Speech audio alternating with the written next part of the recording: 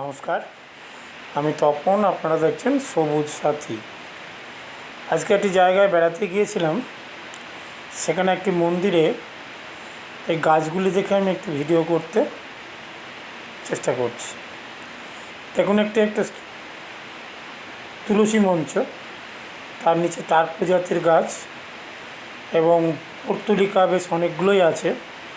তার সঙ্গে অ্যালোভেরা, বিভিন্ন রকম পাতাবাহার। এটা দেখুন একটু কালো জবা, এটা প্রস্ফুটিত ছিল না, কিন্তু কুড়িটা কালো, একটু কালো ধরনের আর কি। এটা লাল জবা আমাদের দেশি প্রায় বাড়িতেই দেখা যায়। এগুলো বিভিন্ন রকম পাতাবাহার এবং প্রচুর। এটা একটি ঝাউ গাছ।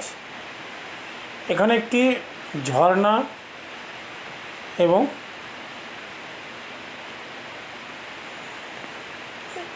ঝর্ণা সৃষ্টি করা হয়েছে। দেখুন, এই ঝর্ণাটি শুধু যদি থাকতো তাহলে কিন্তু ভালো লাগতো না। তার পাশে কতগুলো গাছ দিয়ে সাজানো হয়েছে বলেই এই ঝর্ণাটিকে দেখতে খুব ভালো লাগছে। আমার উদ্দেশ্য আপনাদের এই গাছগুলো দেখাবো। তার জন্য আমি প্রস্ফুটিতভাবে পুরোপুরি গোটা মন্দিরের ছবিটি বা গোটা ঝর্ণা সহ গাছের ছবি আপনাদের দেখাতে পারলাম না।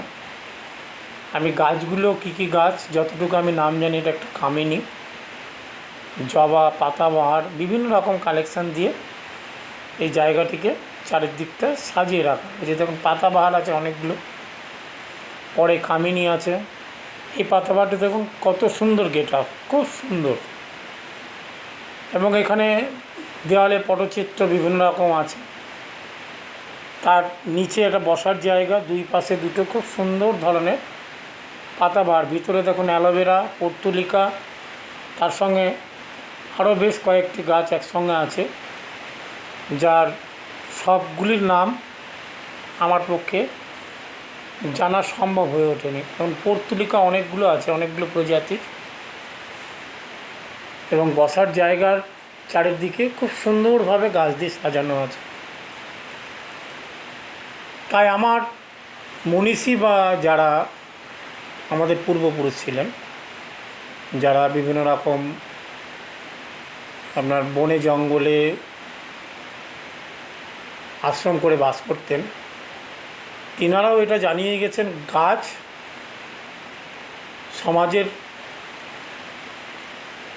উন্নতির পথে গাছের মতো বিকল্প কিছু নেই। গাছ থেকে আমাদের আর্থিক উপার্জন হয়, গাছ আমাদের পরিবেশকে সুন্দর এবং গুণমুগ্ধ করে তোলে, আমাদের অক্সিজেন দেয়, এবং তার সঙ্গে সেই গাছ আমরা বিভিন্ন রকম আর্থিক অবস্থাও পেয়ে থাকি। যেমন এখানে একটি আমি সরকারি বাগান, এটা একটি কাজু বাদামের বাগান। সেই বাগানটি দেখুন দেখানোর চেষ্টা করছি। এটা দূর থেকে একটু করতে হয়েছে, তার কারণ কাছাকাছি গিয়ে তোলার অনুমতি দেয়নি, যার জন্য দেখুন যতটুকু কাছে যেতে পেরেছি আমি সেইটুকু। পরবর্তীকালে অবশ্য অনুমতি নিয়ে কিছু গাছের ভিডিও আমি করেছি। এটা দূর থেকে আমরা সাধারণত গ্রাম বাংলার লোক ভাববো এটা কাঁঠাল গাছ, অনেকটা দেখতে কাঁঠাল পাতার মতো দূর থেকে, কিন্তু পাতাগুলো সাইজ আলাদা। যে মুহূর্তে আমরা এখানে গিয়েছিলাম তখন কিন্তু কাজু ফুল বা ফল হয়নি, যার জন্য আমাদের ঢুকতে দিয়েছে। আমরা যতটুকু জানতে পেরেছি স্থানীয় বাসিন্দাদের কাছে, এখন বাগানটিকে বিভিন্ন রকম ঝাউ এবং অন্যান্য গাছ দিয়েও সাজানো আছে।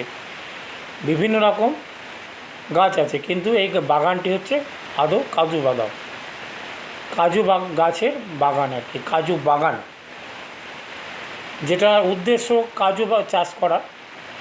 এবং সেটা আমরা দেখতে পাইনি যে কীরকমভাবে কাজু হয় গাছ, কিন্তু এর আগে আমি দেখেছি।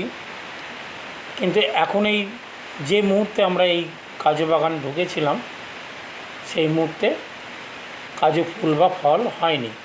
সেই বাগানটির সৌন্দর্য এবং অন্যান্য গাছগুলোকে আমি দেখানোর চেষ্টা করছি।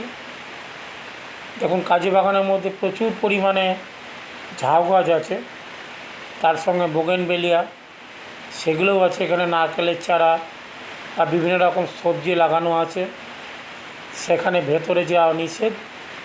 আমি যে গার্ড দাদা ছিলেন ওনাকে বলায় উনি বললেন যে দেখুন এখানে কাঠগোলাপের একটি গাছ দেখা যাচ্ছে কিন্তু ফুল নেই, ছায়ার মধ্যে বলে ততটা ফুল আসেনি, বা পরবর্তীকালে হয়তো আসবে।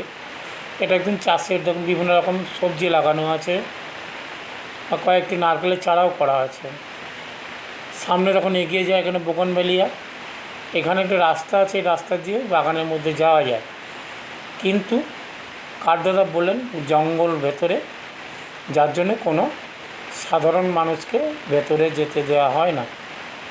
তারপরে চলে যেটা কাজু নার্সারি। আমি একটি গাছ নেব বলেছিলাম।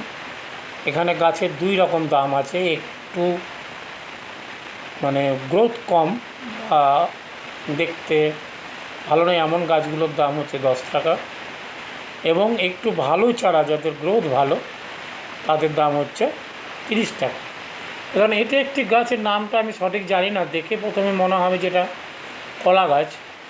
এটা একটি ছোট্ট গাছ, তারপরে যখন আস্তে আস্তে বড়গুলোকে দেখাচ্ছি পাশে একটা আরেকটি গাছ, কিন্তু পরবর্তী পাশে দূর থেকে মনে হচ্ছে এটা নারকেল গাছ, কিন্তু নারকেল নয়, ওই কলা গাছের মতোই যে গাছটি সেটা বড় হয়ে এই রূপ ধারণ করেছে। সঠিক নাম আমার জানা নেই।